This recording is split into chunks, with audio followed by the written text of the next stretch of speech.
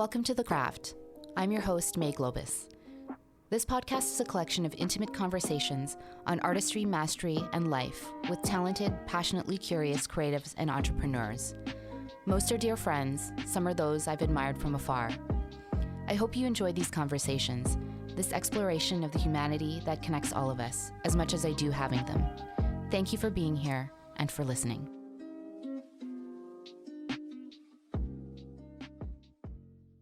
This episode is sponsored by Happy Fox Health, a natural supplement brand focused on sea moss, a marine algae that has 92 out of 102 essential nutrients that your body needs to thrive and regenerate.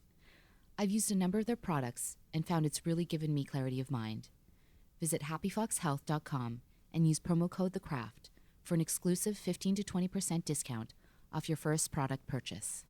Cemre Demiralp is an incredible force of nature, not one to live her life without bringing meaningful change to the world. She has spent much of her art career working at various museums and institutions, mainly with established and blue-chip artists and directors. Kerry James Marshall, Robert Buck, Lara Favaretto, Ian Wallace, Simon Starling, Oliver Stone, Yoko Ono, Solange Knowles, and more. Currently, she operates the Shumka Centre for Creative Entrepreneurship at Emily Carr, helping to create programs, mentorship, and resources for supporting emerging artists and creative practitioners in a sustainable, real-world way.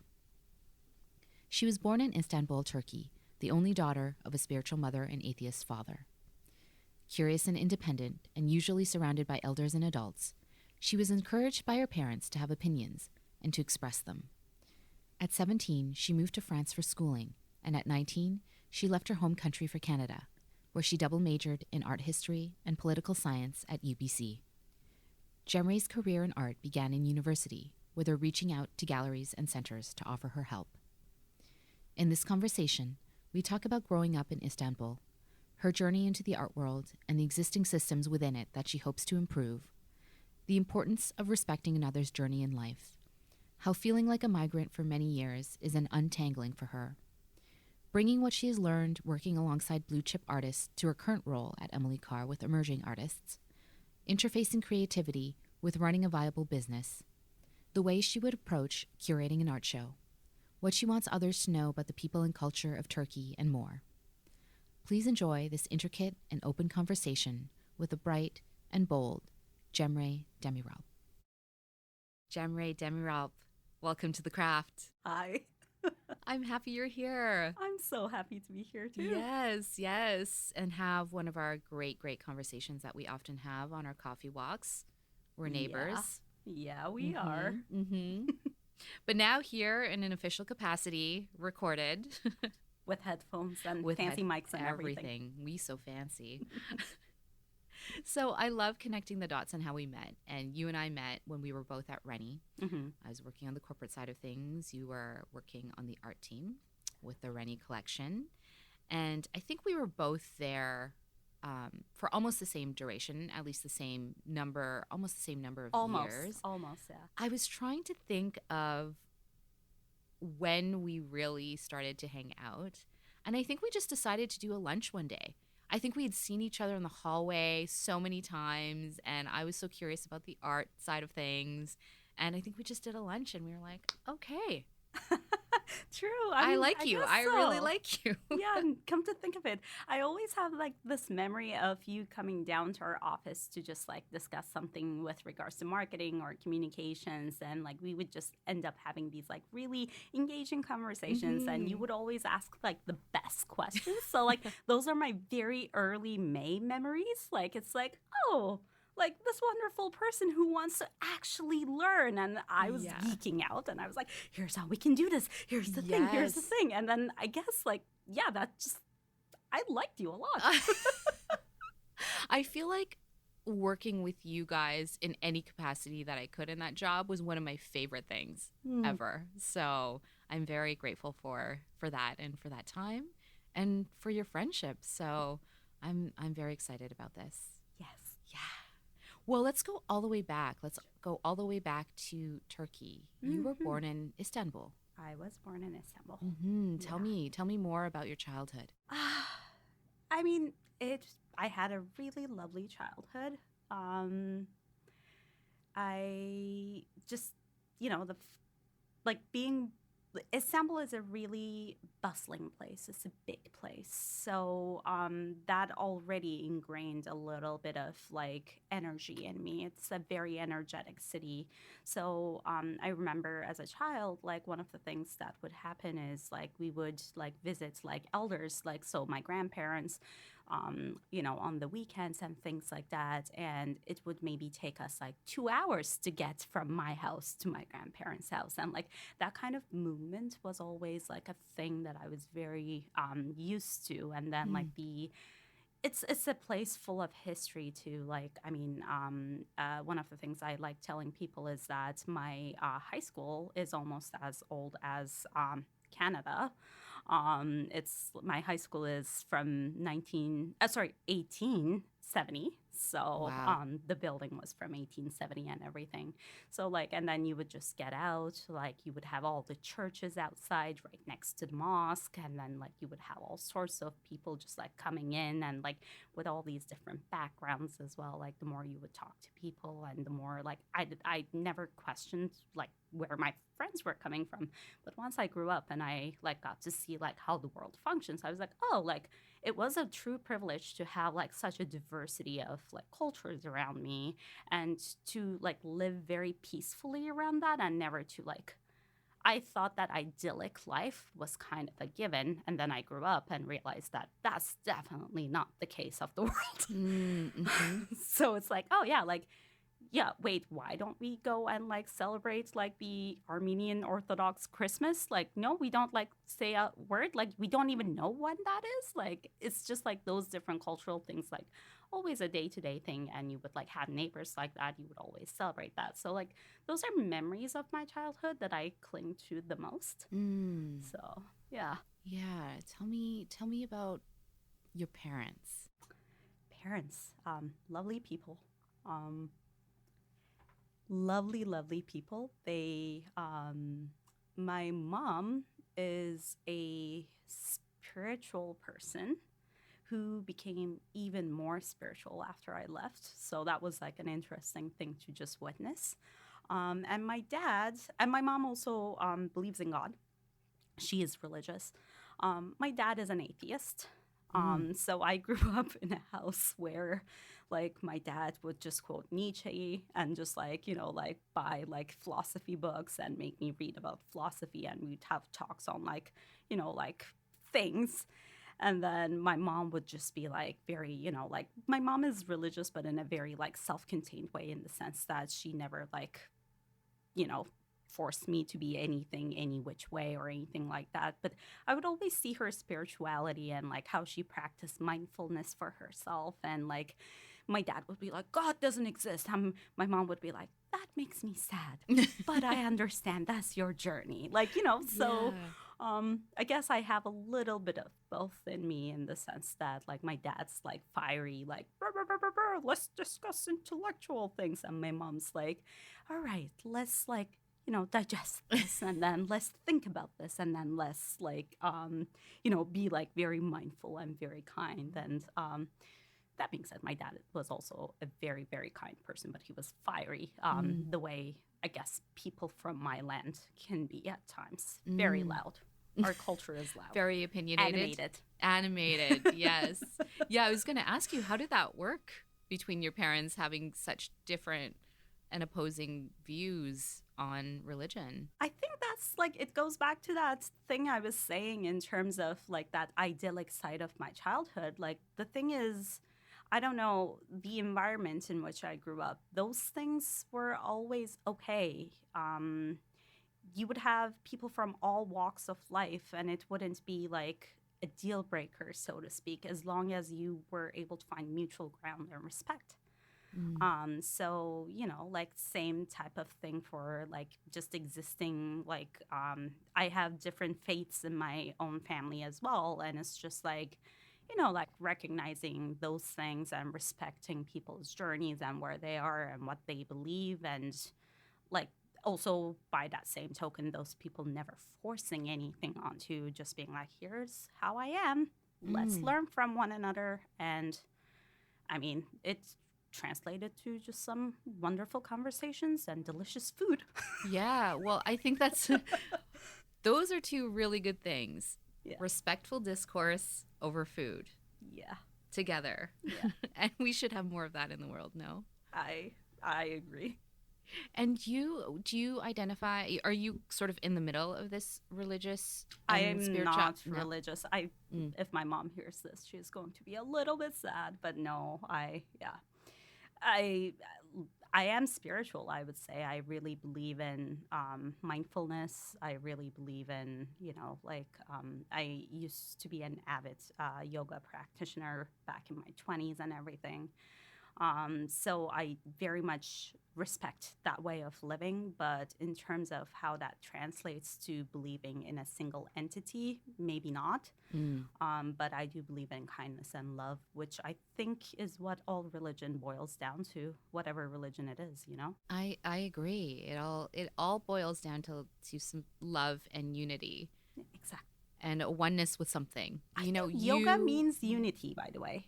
I think Don't quote me on this. We might need to fact check. Yes, But I yes. think yoga means unity. So. Very interesting. And you, how about you? What were you like as a kid? What were you like as a teen? Curious, opinionated, animated. Fun fact about me is I'm an only child, but I am also technically an only grandchild on both sides. Wow. That's a lot of pressure. As I grew up, I realized the pressure. But as a kid, it was the best. Because, I refer to myself as the Sultan of Turkey, sometimes just because of how much, my grandparents loved me so much. I was being so pampered. And I also had some figures in my life, like my dad's aunt was a grandmother figure to me and a role model growing up. Not only did I have sets of grandparents, I also had a third grandma figure. So it was I was very attended to, I guess, would be a politically correct way of saying spoiled. So I was very, very lucky in that way. And I think that kind of instilled a confidence in me in the sense that I was allowed to express my opinions. I had some secondary cousins and everything who were around my age that I was growing up in, but the very fact that my close family didn't have those individuals all the time, those children weren't around me all the time, I was in a way treated like an adult. That also, I think, just looking at my life journey, it's made me the independent person that I am, because as a child, I would be asked my opinions, and then I would be giving those opinions. I would be asked to converse with adults, and I got really comfortable conversing with people that, this is a weird way to explain it, but power dynamic always exists, right? So as a child, the power dynamic is with the adult. So it's, I think, just being in those environments made me really comfortable. Nowadays, if you put me in a room with executives or somebody who holds a lot of power, I'm not necessarily, as long as I know what I'm saying and I'm respectful and I can communicate in a good way, I'm not scared of that kind of power. So I think that kind of goes back to my childhood, just being around those adults all the time and learning how to converse with them and learning how to get my ideas through to them and reasoning with them in a way too, right? I learned how to reason really early on as a child. So yeah, I was a rambunctious kid. I was always curious. I would ask questions. I think by the time I started school, that also made me, in a way, I was a good student because I was very studious. So teachers always liked me because, I would listen and I would contribute and I would get good grades. I was a academic kid, as I think they say. But I was also questioning things. So some teachers that I didn't agree with on those because those conversations with my dad on values and ethics and things.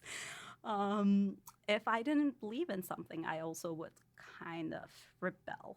I would get up. Like I remember getting into, you know, a couple of situations, especially around like that time when you're like in between a, I guess, tween. So like you're a child, but like not really a teenager. And like those were turbulent years. And I was like, if I saw something that didn't make sense, I would speak up. I got in a couple of like a teacher was being somewhat abusive and I called the teacher out without really knowing those words. Like I didn't know the teacher was being abusive, but like I stood up for myself. And then it like the teacher kind of like escalated the situation. It went to the like principal. I was called to the principal's office. They called my parents and then like they asked me to explain myself. I explained myself. My dad said, "Good for her. I stand behind her." And that was the end of the conversation. It's great to have that support. Well, Yeah. and like, I mean, they taught you to Yeah. be that way, right? An Yeah. independent thinker and critical. and like just for clarity, that teacher I think had called somebody stupid or something like that. So it was like, you know, back in the day, those things were a little bit more accepted. But I feel like those are also things that in this day and age, like a teacher calling somebody stupid would be like grounds for dismissal. Right. But back in the day, that was especially in more like, again, I come from an academic school that valued academics over maybe behavior. So like they might have dismissed that, but the very fact that like my dad was able to stand up and be like, "No, that's abuse. You don't get to say stupid to anybody in a classroom." That was a good, experience in that way. But it also made me a bit more loud Yeah. as I grew older because I was like, okay, I have a community behind me if I say this is not right. So 100%. And also what you were saying about your childhood and growing up in an environment where there was respect for your opinions. I could see how you would be incensed when someone's called stupid. yeah, like In front of nobody others. deserves that. Like nobody. Mm-hmm. They might be acting stupid, but like even that doesn't like give you the right to call anyone stupid. It's like we gotta start from a place of respect. Mm-hmm. So yeah. I've always been fascinated about your personality because you're creative and you're obviously very deeply involved in the art world, which is creative, but you're also so logistical and organized and structured, and it all seems to work together. It's like a very good balance. So you were always this way? Actually, These two sides? that's yes. But also, I think that kind of goes back to you were asking me about my parents, and I forgot to mention that. Like, I had a lot of discussions with my dad about philosophy and ethics, and he would read like Kierkegaard, he would read Nietzsche, and like all these things. My dad is a mechanical engineer. So it's not like my dad is this like academic dude who's like, teaching philosophy in a class or something. No, he just is interested, but he's very much a STEM guy, like very much an engineer to a T. And like, he used to do business like in my childhood. He used to do business with Germans. Like, so this is like, I grew up in a very structured environment. All the phone conversations that I heard were always about like, okay, if this happens, that happens, this happens, that happens, this happens, that happens. And my mom's an architect. So again, it's like creative, but the architecture that my mom studied was very STEM. Like my mom can do all those like, the math that needs to happen. And this is like, my mom was an architect pre-computer era. So like she can draw, sure, but like it's technical drawing and she can do those things. So it's like growing up in a very like logistical, I guess, culture from my parents, but then also being independent the way I am. Like I am an immigrant. Like I grew up in Turkey and then I came to Canada and got my citizenship here, right? And I did that alone. My parents don't speak English, so I didn't necessarily have like anybody helping me or supporting me in that like immigration journey. I had to figure everything out on my own. And you do have to be organized, and it's like, I don't necessarily like the word hustle all that much, but it is like a bit of a hustle. If you are committed to starting a life here, you have to be on top of everything. You will lose that opportunity to live here. So I think like some of it was, just like some of it was my family culture, but then the other thing was just my environment really forced me to be organized. But I've always, as a person, I've always been more driven to expressing things in a more abstracted way. I'm very much attached to the abstract. So whether it is like music and like things like that, or whether it is like a piece of painting, like whether it is art. So like communicating our emotions through the art is something that like I really value, and I think that's the reason why I like eventually found myself in the career that I am in and working with the wonderful creatives that I work with, because I do like being that structural support in making sure that everything that they're doing happens. Yeah. And I really appreciate that world. But like, I guess you're right. Like, I've always had a bit of a duality in me, and that exists within me. I don't necessarily fit in one box or the other. And that, you know, like it does have its moments too, where like sometimes like the creatives I work with are like, oh my God, you are rigid. And then the like, you know, the more like logistics administrative people that I like talk to are like, you're being way too creative with those like decisions. Like, I don't know if that's compliant. And I'm like, it is, but like it's the creative way of doing things. But like, you know, like sometimes both groups kind of are like, there's something about you that's like, Well, actually, and I hope I'm allowed to say this, but I remember when you first got your tattoos, your circle tattoos. Oh yeah. And you were explaining it to me, and I'm sort of laughing at how you're explaining how your mind works, because it is kind of like an abstract idea. Like they're just very minimal circles that are like at certain places on your body. But I do remember when you explained it to me, like you weren't abstract in your explanation of why you did this. No, that's I do have a bit more like, I guess, like abstract tattoos that look less abstract because the idea behind them was abstract. But like sometimes, yes, I do like just, okay, like this is the idea that I had. I want to commemorate this thing. And I guess I can also like discuss like what that tattoo means to me. Is those circles always meant like air, the element of air for me, but through airplanes.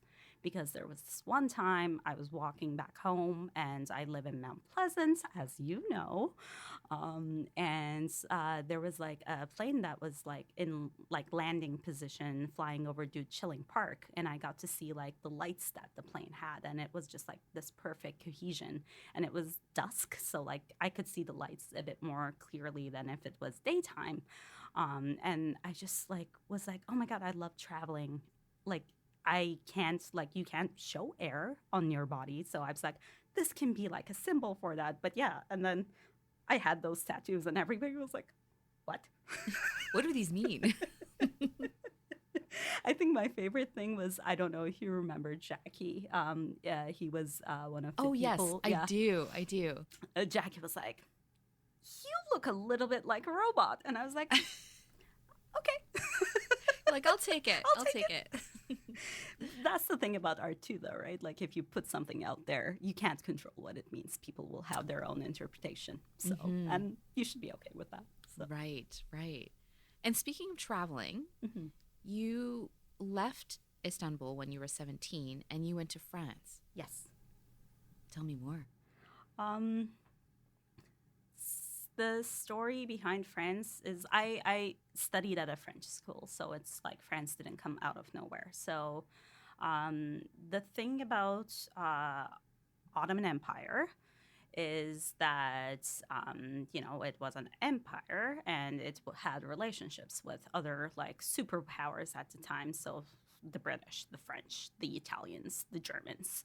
And I guess those people ended up building schools as a way to promote their cultures to the Ottoman Empire, and also maybe like serve the people that lived there in like Istanbul, for example. And then when the World War I happened and like Turkey was founded, one of the things that stayed on were those international schools, which is very uncommon in some ways because you don't, for example, see it a lot here.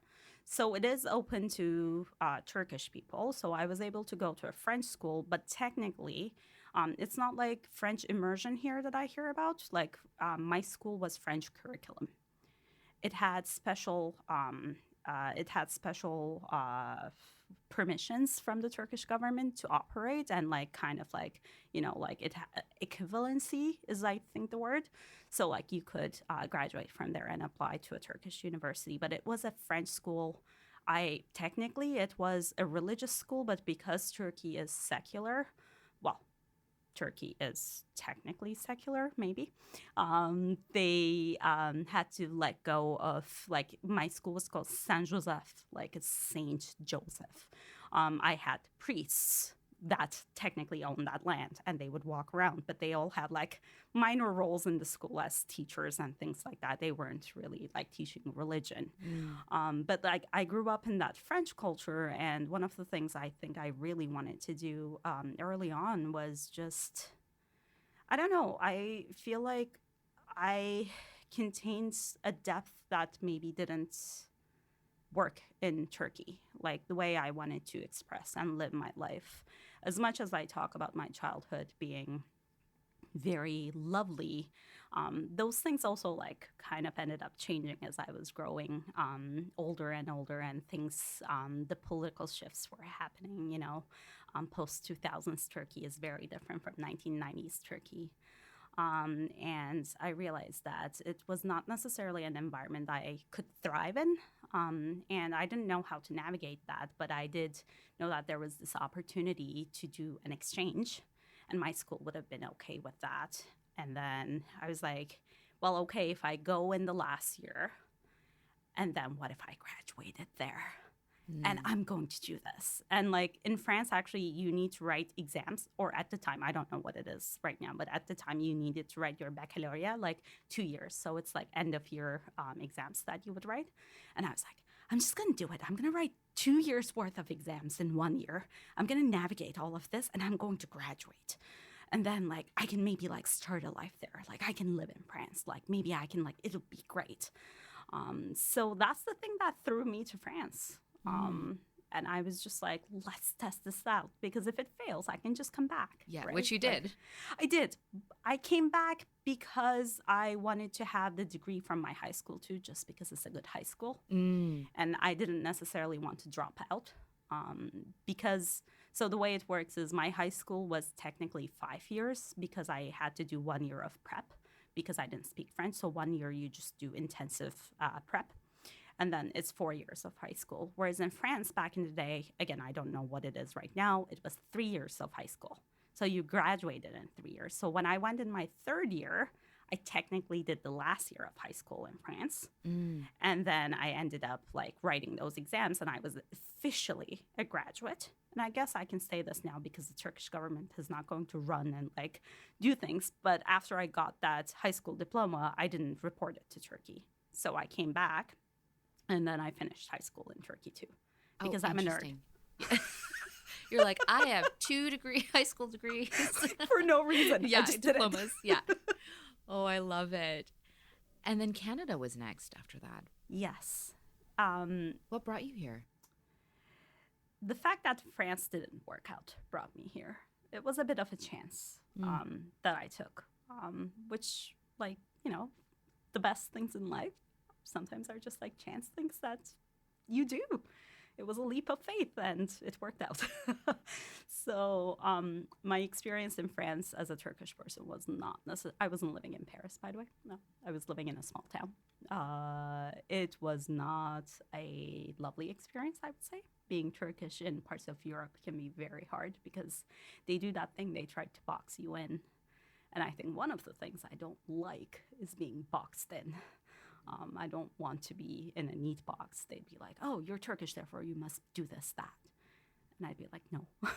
Oh, you're Turkish, therefore, like, you must be Muslim. And I'd be like, no. But also, like, why are you even asking that? It was just not a nice experience, always trying to explain myself, always, like, just not existing on my own and being like, hi, nice to meet you. This is who I am. And let's get to know each other. That was not an experience I had. And then I knew that I could kind of market Canada in a really, this is a weird way of describing it, but one of my really close friends in high school was applying to study at Emily Carr. And this one day, like, I saw the little brochure that she had, And I was like, oh, that's a nice city. This is back when Emily Carr was on Granville Island. So they had like, all these like really nice like Granville Island pictures and everything. I was like, where is that? And she's like, it's in Canada. It's in a place called Vancouver. I was like, oh, are there other universities there? Like, can I like do something there? Like, I think I want to apply. And she was like, yeah, like, I think there is, just like, look it up. And then I was like, okay, like, there's Toronto, there's Montreal, there's Vancouver. And I was like, Toronto, it feels like Istanbul. I feel like I've had Istanbul. Montreal, I was like, I just came back from France. Like, I was like, I really loved English. So I was like, I really want to speak English. But then I was like, okay, Vancouver, there we go. Universities, there we go. And then I was like, when I was talking to my parents about it, I was like, I know you guys always wanted me to like, speak multiple languages, like, like be immersed. Like, I know you are like, we know you love English, but like, here are some other languages you can always speak.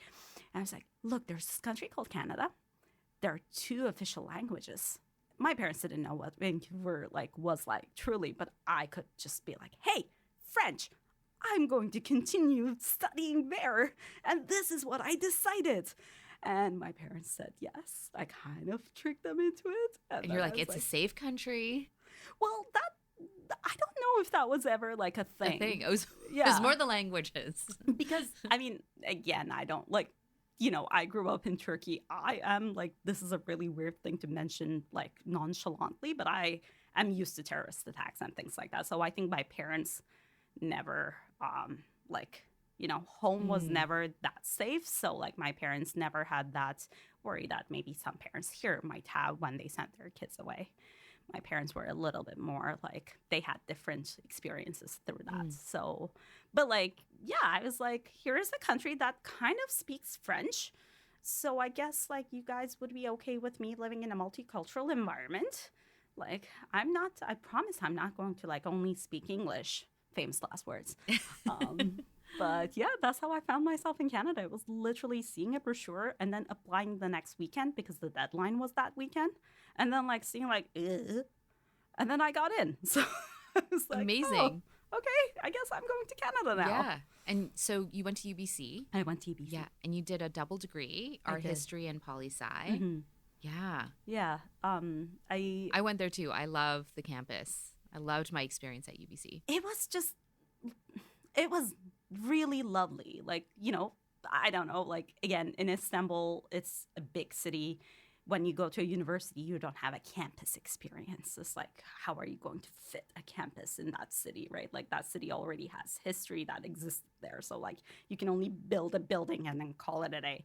But, like, at UBC, it was like, oh, a campus. Like, and it's big. Like I can walk to places, I can do things. It's its own ecosystem. It totally is. So like as a youngster, that was like, it was so lovely. It was like the way I describe it, it was like Sims or something. It was an easy way to like start my adult life. It gave that like resources. I had the resources to figure out, and it was still safe. Like you could live on campus, you could do things. I know from a lot of Canadians, it's actually really hard to live on campus. But like as an international, I had a bit of dips. So, and that made my experience much easier because I don't know if I would have been able to survive trying to rent or like do things that I simply didn't know how to do, like how things worked in Canada, right? So like that campus was really lovely for that reason. Mm-hmm. I agree. I spent almost 4 years living on campus. So Totem Park and then into Gage. Oh my God. Yeah. And I am really glad I had that experience. I made so many friends and so many connections, many of which, you still have them today. And I agree. It's a great way to start your adult life. Yeah. Like, I mean, I lived on Vanier, so I was on the other end. Oh, you were on the other end. Yeah. You're Totem, I was Vanier. Yep. And then I lived in Fairview, I think, the one that's like next to Triumph. Mm-hmm. So like by Thunderbird Stadium. So that's the other place where I lived. And I mean, those friendships that I made, I also did this international 2-week, like I came to campus 2 weeks before school started it was a like, they called it Jumpstart back in the day. Like it was like like for international students to get a lay of the land and learn everything. Those friendships that I made in those 2 weeks, one of them, like she's my sister. Like, she was at my wedding, like, you know, like I don't even want to call her like a bridesmaid or anything. My parents, let me say it this way. When there were pictures that were being taken, my parents wanted a single picture with her because they were like, this is our other daughter and we want to like honor her. Right. So like I She made was your friendships sister. exactly Yeah. that just like are so deep and so meaningful and are so grounding too. So I am grateful for that experience. And had Right. it not been for that, like, it's hard to survive without community. So. Right. And you and I have often had conversations about how you've often felt like a migrant, even up to recently. Well, I mean, yeah, like, because that's kind of the thing, right? Like, and it became ever more apparent, like, during the pandemic, is I was so grateful to have had my Canadian permanent residency. So, for the record, I've been in Canada for over 13 years now. And I spent more than half of that time as a migrant, meaning that I was on a visa, whether it was a student visa or a work visa. And then I remember when the pandemic first hit, there was like a lot of gray areas in terms of whether the people who had student visas were being asked to leave the country to go back to their homes, or if they were like on vacation at that time when the borders closed. If they were on vacation at that time or visiting somebody, for a while, they weren't allowed to come back into the country because they don't have status in this country and the borders were only open to Canadians. And as somebody who spent like half of my time here without that type of security, it was always something that is ingrained to me. It's like, oh, if there's anything that I do wrong, I might like leave this country and not be allowed back. If there is anything that's like goes wrong, like, and it becomes even scarier when you have a job, because like sometimes also getting a job is hard too. A lot of places, when you look for a job, they will say we prioritize. And this is not like discriminatory thing to say. They say we prioritize Canadian permanent residents and citizens. So it means that if you apply, you might not be considered just based on that status alone, despite having the exact same education that a Canadian person would have, in my instance, at the very least. So, yes, I identified as a, migrant. And I think a lot of international students or students, those are only international students, they don't just realize that, they're in a very precarious space when they're here. And it only becomes more apparent when push comes to shove, like in those instances, say the pandemic, or looking for a job or trying to do things, trying to rent a place. Speaking of, I currently, I work with students a lot, and some of them ask if I can be the guarantee person that landlords call, because they're like, well, I don't really have parents or anybody here that I can show, or previous life. Exactly. Yeah. Yet they're being asked credit checks or things like that, right? So it's tough. It's tough. But now you're a citizen. I am citizen. And so do you feel much more grounded? Is there kind of a bit more of a peace within you? Or has that migrant sort of feeling, will it take time for that to move out of your system? That's actually a great question. I think there are a lot of things that we learn to kind of unlearn. So I'm sure I'm going to have some unlearning to do. But I would say, because of prior to getting my citizenship, I was a permanent resident for about, 4 years or so, something like that. And that kind of already when I received that permanent residency, that was a big weight off of my shoulders, because the only thing that I couldn't do as a PR was vote, which was very important to me. So that's why I pursued this citizenship, because I want to be able to have a say in what happens in this country. I think that kind of was my journey to start to unlearn And then by the time like I became a citizen, it was a secondary relief because PR is something you have to renew every 5 years. So I was like, oh, now I don't have to be a bureaucrat anymore. Like I can let go of that.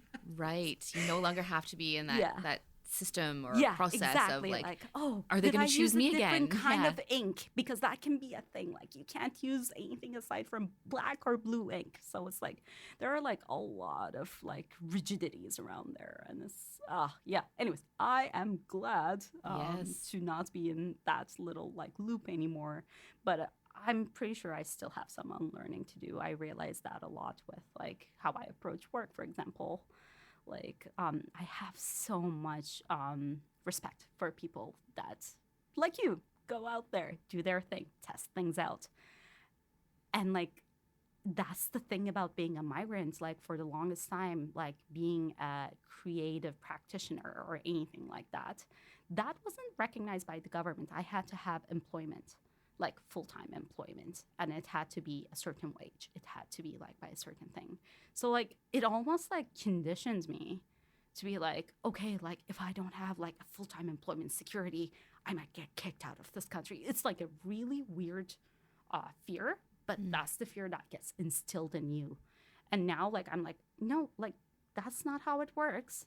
Remember, you are okay. You have safety. You can like, if you want to step out, you can. There are support systems.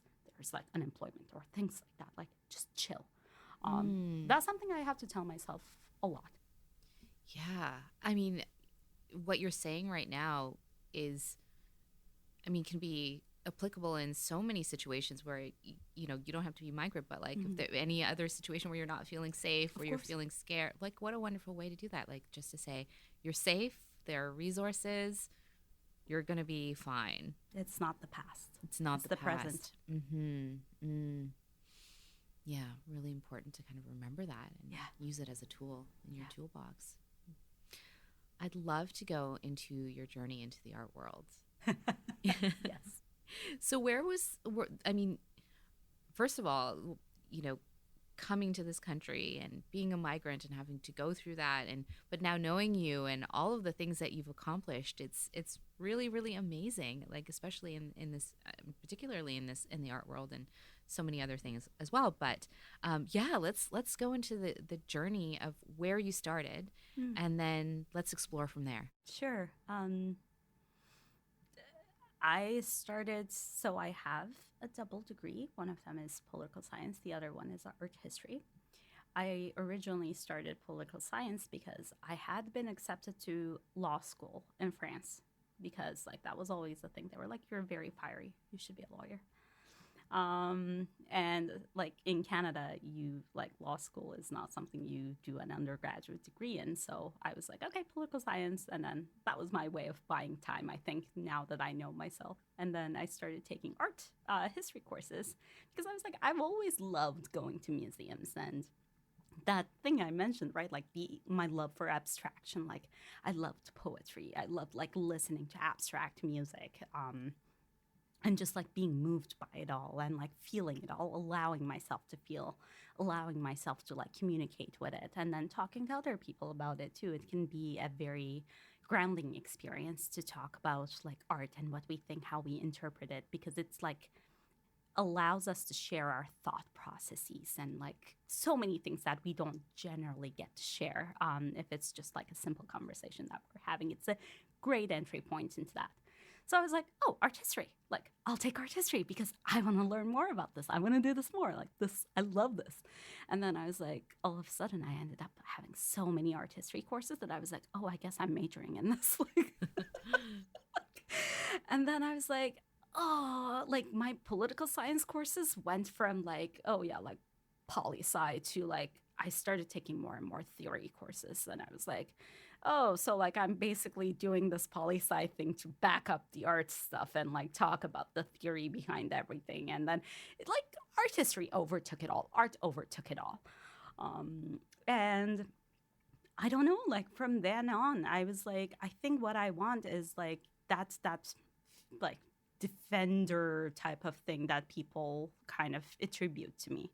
I was like, I want to use that to talk about art and to be a voice for creatives. So like maybe I can be the person who like supports that process. And I never really identified as an artist or anything like that, but I understand like that process, and I wanted to be a, like, for lack of a better word, maybe an ally, just being like, hey, like, let me help you in the way that I can. So that kind of put me in the art career that I have, I guess, where I don't know, like I started just reaching out to all of the different like art places and being like, hey, like, can I do something? Hey, can I do something? Like I remember like when I would go to Istanbul, I would be like, okay, this is the Biennale right now. And I'd like reach out to different places, just be like, hey, can I just like be a fly on the wall? Like I was like, oh, there's like this, you know, commercial gallery that I worked with, but like they were like very anti-art in the sense that, or let me not rephrase that. They weren't anti-art. They were like not commercial in the sense that they weren't selling anything that would fit neatly into a house. But I was also drawn to that. I was like, I want to learn from you. And then like I just like ended up like working for them very de facto just because I sent like an email. Or just like I did the same thing to an art center, and I just like ended up just like working for them over a summer, like when I was in Istanbul, just being like, oh, you're doing a jazz festival, let's learn how to do this. Oh, you're doing like interviews, okay, like I'll figure out how to like coordinate all of this. I speak English really well, I can translate. So like I just like made myself of use in all these different ways.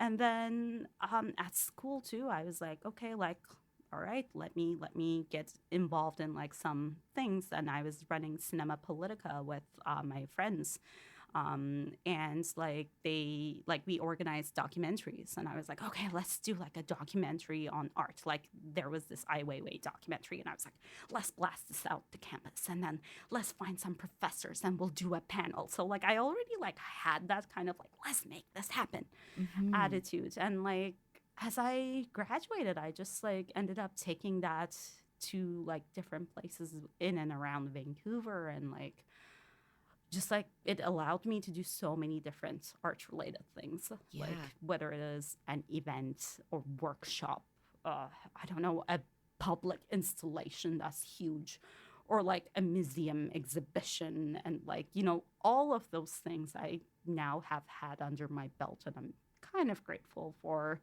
you know, like being able to, for myself, for trying those things, and for the people that allowed me to do my thing as well, and opening those doors for me too, because those are important. Yeah, super important that people believe in you and in your innate talents. Yeah, exactly. The people that champion you. Exactly. And you've had a chance to work with many established and blue chip artists in your time, which is really amazing. Kerry James Marshall, Robert Bach, Lara Favaretto, Ian Wallace, Simon Starling, Oliver Stone, the director, Yoko Ono, and Solange Knowles. That's a pretty incredible list. I'd love to know what you learned most about these artists and how they operate to achieve their success. And obviously knowing that the definition of success is subjective and is different to others. Of course. I love that little like sideline that you said, because success is different for everyone. But yeah, one of the things, I mean, they are from all different walks of life. Some of them are, you know, visual artists. Other ones are like very, you know, like they dabble with different practices too, like whether it is music or art. And then others are just, you know, directors and like maybe a little bit Hollywood as well. But one thing I noticed with like that they all had in common was, I think that's what makes success happen is, how do I say this? It's that same like kindness. Like they know how to interact, because, you know, if you are mean, you're not gonna go far. Or maybe if you're mean and if you are like a very big artist, what you might do is you might have some buffers that's like, you know, some logistics people behind you operating your business for you. And that's okay too, you know, like no judgment. But those people, they knew how to like, you know, like my fondest memories is just like, I guess, like Kerry James Marshall and how I would interact with him, and how I saw him interact with others too, like from, like the intern that gets to talk about his art to the big names at the table, like, and they all receive the same treatment. So that was, for me, that's an indicator of success. And also just being organized. I think a lot of people forget, it's like, oh, I'm a creative. I don't, like, the whole reason why I'm a creative is because I don't have to deal with the business side of things. In order to operate in this world, you gotta figure out a way to interface with that, whatever that looks like for you. But you gotta figure out a way to do that for yourself. And these people have figured out a way to do it. So that was another big, learning experience that I had, is that, yeah, they're creative, but they also have a really good business sense of things, and they know what's good and what's not good. But like, they don't come from an ego type of place. They come from, here's how my art gets to shine kind of place. And if there is like something that they disagree with, they can, put it in those words. And if you are a good person, like just like actively listening to what they're saying, maybe like understand what they're saying and then work with them. And that's where the magic happens. And is that one of the learnings that you bring into the position you have now at Emily Carr? So now you're operating with Living Labs, is that correct? Or it's the Shumka Centre for Creative Entrepreneurship? Yeah, correct? So like, it's a little bit of a funny situation, but I think what's most known, like people generally associate my name with Shumka Centre for Creative Entrepreneurship. And that is technically operated by Living Labs. It's a bit of a, but yeah. So that's one of the things we do is, yeah, like we're trying to be a resource for emerging artists and designers and creative practitioners as a whole, and give them, basically we do programs, partnered programs, but also we do find community and like provide them with resources, so that like whether it is like talks with other people so that they know like what pathways exist, or like little documentation so that like they know how to start something and they don't feel, oh my God, like I know how to be creative, but I don't know how to apply it in the real world. Like I don't know how to like bring that in, like, outside of the school environment. So the job that I do right now is really like allowing people to get to that next step. Right. Yeah.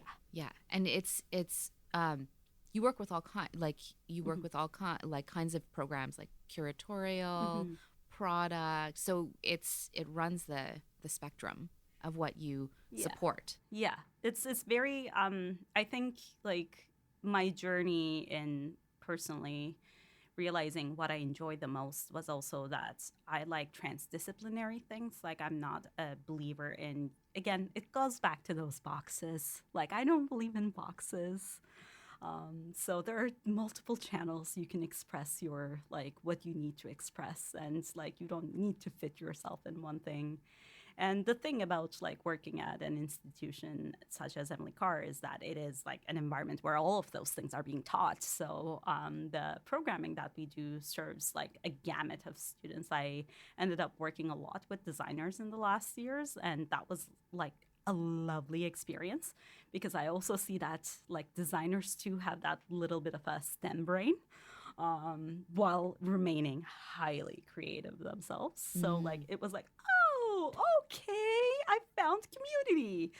But like, yeah, just like being able to have some like pipelines to like put them out in the world, and like understanding what they need, and then creating like programs and things that serve them. But it always starts with understanding who your audience is and what they need. So that's kind of where like the programming that we do started from to begin with, when we realized, okay, like our students too are very transdisciplinary. Like you have this one student who's like doing, social practice-based work, which can like go into all of different genres. And it's not necessarily like putting art that's like a big, nice painting on the wall. it goes beyond that now. So like we were like, okay, let's figure out ways to like serve those people. And we did to our best ability.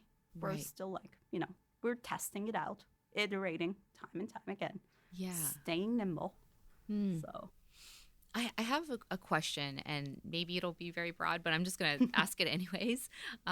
This just coming to mind. If you look at the ecosystem of the art world and you're looking at supporting emerging artists, what do you feel could use, if you were going to change something to improve the systems for emerging artists, what would you want to change? oh wow. Whoa. Okay, bigger question than I anticipated, but yeah, I mean, if we're going to talk about improvements. Oh no, for sure. Like I want to make sure that like I do the question justice, but one of the things that is pretty hard is maybe you use the word ecosystem when you were describing. I would maybe challenge that notion and say that although an ecosystem for arts or creative, practice exists, it's not the same way as like these other ecosystems exist. And I don't know if you wanted to go like, let's give tech as an example. That is a robust ecosystem. You have entry points. You have programs that support each and every part. For example, if you are in the tech world, there are accelerators. Oh, you have an idea? Let's take you an incubator. Oh, you have incubated that idea? Let's take you to an accelerator. Oh, you are doing this? Let's like open that out to like growth, right? So like there are pathways, and those are easy pathways to follow. If you are a creative practitioner, you don't have that. You just enter in, test it out, fail, learn, fail, learn. And some of that is actually fair because that is the artistic process. And I'm not necessarily here to say like we should like let artists not test things out. No, they are meant to test things out, but they are also to have pathways. And that's the thing that doesn't exist in the ecosystem. So I'm like almost reluctant to call it an ecosystem for that particular reason. It's so underfunded. It's so like, it's almost like there's not enough respect for, creatives in the sense that what they do isn't valued the same way. What they put out there isn't valued the same way that a product, and I'm saying this with quotation marks, but like, a product could be. Because it's like, oh, like, yeah, but like people don't drink this or consume this. Yeah, it's, like, it's not useful. Yeah, exactly. Yeah. It's like consumption. It's like art is not consumed in the same way that a product could ever be. Or like creative things are not consumed in the same way that a product can ever be. So like as a result, those creatives don't necessarily get what they're due. Right? And like they're not even pathways. So a lot of them end up learning the same things over and over again just on their own instead of like having support systems that teach that. So like they go to school, they get out, and wild, wild west. So yeah, maybe I would want to change that. I would want to have like more transparency and like just more environments where they can do their thing and they don't have to worry about like, oh, I want to start a practice. But like a practice in and of its own is expensive. Like there are materials involved in most cases. And a lot of them, in order to sustain their practice, they have to like take on a secondary job, a tertiary job, like all of these things. And then sometimes like art just gets like swept away because like they have to survive. Yeah, because they can't live. No. If yeah. Yeah. Well, that's really important work then, providing these pathways. And I mean, you had to sort of find your own pathway in your life and how difficult that is. I mean, for anyone who has the gumption to ever try to find your own way, it takes a lot of effort. Like there's the effort in doing the work, but there's also a lot of emotional effort and, sometimes hardship that goes along with that, which is, the emotional labor of it. Yeah. And I think, like this is something I feel everybody can relate to in one way or the other is growing pains, right? But those growing pains become even harder when there's no like, oh my God, like I'm doing this, but like I can't get to validate what I'm doing because I don't see like a model working somewhere. So it's like, ah, Yeah. yeah. Mm.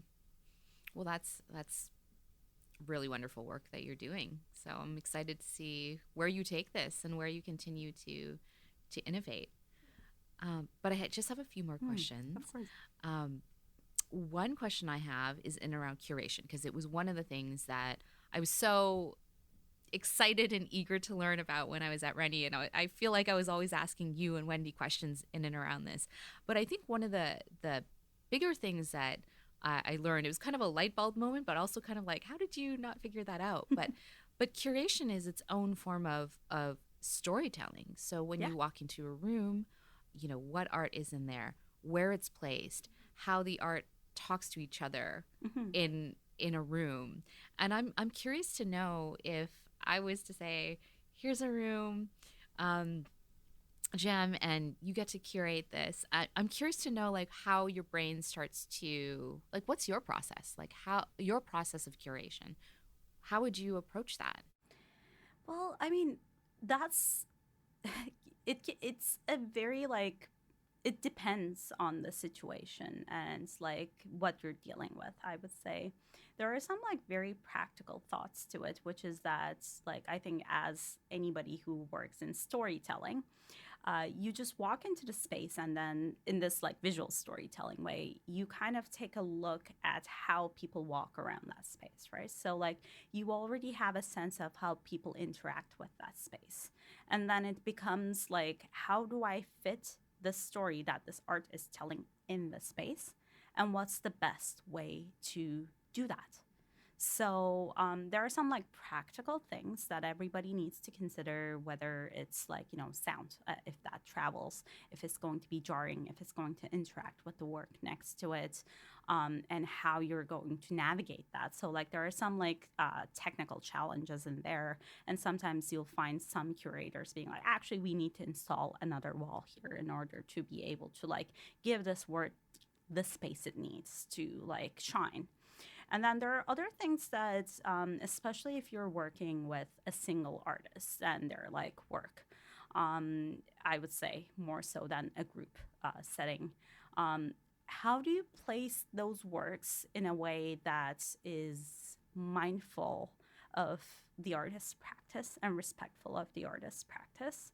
And those conversations generally happen if the artist is alive. They happen with the artist, because they need to be the ones leading you in that. And then you need to be the one thinking of like, okay, how will public interpret this? And what are some of the ways I can make it easy, make it digestible, and make like, how do I provide an entry point into what this work is trying to talk about? And what are the support systems that do that? Whether it is, should we have like a piece of like a book that people should read, a pamphlet that people should read? Curators love their little didactics on the walls. Or is it like, like, is it a docent that needs to be there that talks to you about this? And if it is a docent, like, how do we make sure that the docent is like doing their own research, and how do they have those support systems? And like, can we put them in contact with the artists so that they like, there's not a game of telephone that happens too, because every time you interpret something, it's your own interpretation, right? So those are all factors that just go into curation, and those are all things that you need to tell. I'm just thinking, as I was telling this story, I was recently in Toronto, and there was this like wonderful show, Matthew Wong, solo exhibition of his at the AGO. And like that was really impactful to me, because like I could see when I entered the space, first of all, like they start with like it's a painting. Most of them were paintings. And like they started just like telling the story of his practice, and you see like really beautiful pictures. But then it was like a space that you had to, I don't know how to describe it. I'm super bad at describing like space, but like you would kind of like walk kind of like a labyrinth. So like it had pathways in and out, right? And as I turned the corner and went into the next room, like without really knowing what was waiting me next, I realized that like it became from here's his work, to here are some of the themes that he was dealing with, to here's how his personal life affected those themes that he was dealing with. It wasn't like put on to me like up there. And then if you were like actually reading the little cues, and like they had minimal text on the walls or things like this, but once you read it, you realized that a tragedy had happened in his life. But it also wasn't exploiting that tragedy. It was just like, here's something that happened. Take it as you will to like how you interpret this work, and then kind of like taking it there. And that to me was like a beautiful example of curation, because it's like, I'm not exploiting one person's story.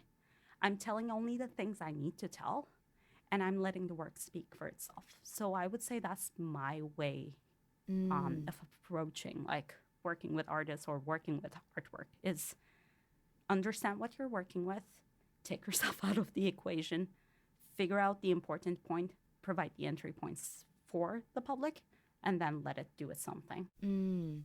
To leave room for that interpretation by everyone who's experiencing. You can't control those things. That's the thing. You got to give it space. You got to breathe. You got to give everything space. You got to give the work space. You give artists the room. And I think best curation is when you can take yourself out of it and just like make it happen. Kind of like make the conditions happen, maybe. Oh, I love this conversation for so many reasons, because, you know, you're talking about some of these processes, you know, that exist in art, but I also think they're so applicable to life. Like the whole thing about giving room and space. You can't control things. Like it's a really good reminder for me as we're talking about this, that, oh yeah, I should apply this in my real life. Oh, believe me, I'm like sounding like all like, ooh, she knows what she's talking about. But I also do the same thing in my own personal life. I'm like, take a chill pill. Yeah, 100%. You're like, kind of getting to the edge of something not good. Yeah. Well, just a couple more questions. I know that you've got some amazing things in the horizon, some stuff at Emily Carr. You're also doing your MBA at UVic, so congratulations. Thank you. Adding another layer there to your education and also what you can provide. That's amazing. Never taking a chill pill. There you go. Yeah, and speaking of which, this incredible art show that's going to be happening at Emily Carr. Yeah, May 10th. May 10th. So, aside from my work at the Shumka Centre, I also took on the role of just orchestrating, I guess, the Emily Carr's grad show, which is called The Show. And it's going to be a hybrid exhibition opening on May 10th, both online but also on campus. And it will be open to the public, fingers crossed, if there's nothing that happens in this world that like changes things come May. But so it's going to be open to the public for 2 weeks. And the graduating students will have a chance to showcase their artworks and their journey at Emily Carr and everything that they've done. And my role there is to make it happen. Yeah. Operations. Make it happen. Operate, curate, program, give the people in the school the things they need to do in order for them to do the things that they do. It's an intense process, but a really rewarding one to be able to like support the journeys of these students and just like to celebrate them. Oh my God. Like that's the kind of chaos I live for. I'm like, all right, let's do this. Let's support these people. And then when you're done, take a vacation and the chill pill. Yeah, that's the hope. But like so far, I've not been good at like chilling. But the goal is that after that, grab a drink, like just look at the ocean, take a deep breath, and sounds great. Something to work toward. Well, my second to last question is about Turkey and what you would like people to know about the country and the people and the culture. Ooh, that's an interesting question. Just because I've been, especially because of the pandemic, I guess I've been going back to that a lot about, because I didn't get to go back to Turkey. I generally try to go once a year if I can, and see family. And then when the pandemic happened, of course, like I couldn't get to do that. And I started like being very nostalgic about Turkish culture for the first time. Like I've never been like a very nostalgic person. And then I was also trying to decipher whether it is that I'm nostalgic to like an interpretation of the past that I have, or if it's the reality of Turkey that I'm like conjuring, like if it's true to the reality of Turkey. But one of the things I guess I would say in all of that, I like that the the Turkish culture is very chaotic in kind of a great way. It's like people get things done, and people are just open, and people just communicate, and people show love. It's common to see love. It's like, for example, there are pets on the streets. People pet them. If you go to like a, bodega, grocery store, something like that, they'll like be like, oh, this is like, like Pebbles or something. They'll be like, I'll put some food out for Pebbles. It's like there's kindness in the most unexpected ways, despite all the chaos. So I really appreciate that, and the warmth. Like they express that instead of like being reserved about it. I miss that. Like, I think maybe that was one thing that I was missing a lot, especially like amid that, like, cold pandemic where we were like not even hugging people. I was like, oh, I want a hug. Yeah, So, we all wanted hugs. yeah. And my final question that I ask everybody, with what you do, what is it that you want to leave behind in this world? If I can make the world like a more an easier place to navigate for my community. So whether that's my friends, whether those are the people that I work with, whether those are my family members, if I can like make it better for them somehow, because I think those changes that we want, they start small.